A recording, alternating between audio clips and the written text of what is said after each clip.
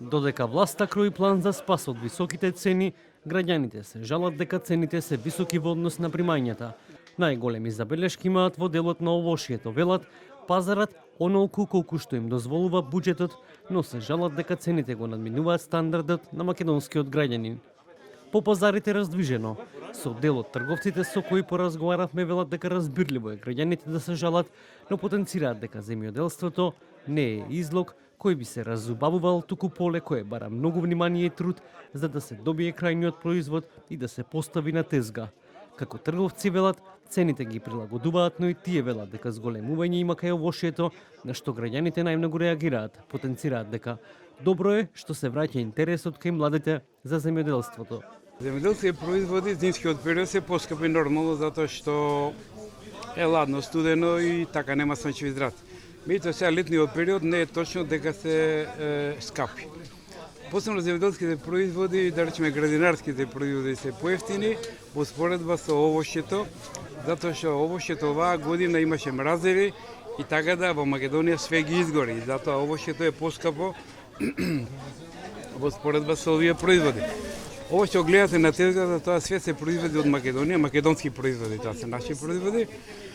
Во посно време има многу повеќе, да речеме, млади кои што ја бараат својата екзистенција во земјоделието, така да има изобилство производство.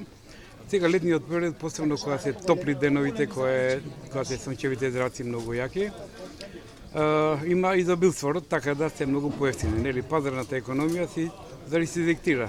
Поголема понуда, поевтини цени. Не е точно дека е скапо, да речеме. Може секој граѓанин да си дозволи, да речеме, салата и за готвење исто така, затоа што сега се многу поевтини цените во споредба од пред месец дена. Има изобилство, сега имаше разни луѓе кои што немаат примања, послаби примања, посебно пензионерите.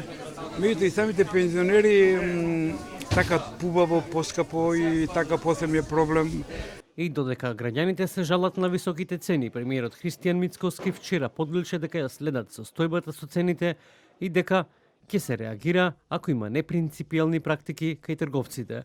Кој што се однесува до генерално до состојбата со цените, јас апсолутно ја следам одблиску и реков дека трикови нема да толерирам. Внимателно следиме што се случува во маркетите и се разбира доколку има одредени непринципиелни однесувања или јас како што ги нарекувам трикови, ќе делуваме инаку имаме во план да носиме мерки. Конкретен став за евентуални мерки ќе се формира откако на владина седница ќе се разгледа извештајот на Државниот пазарен инспекторат.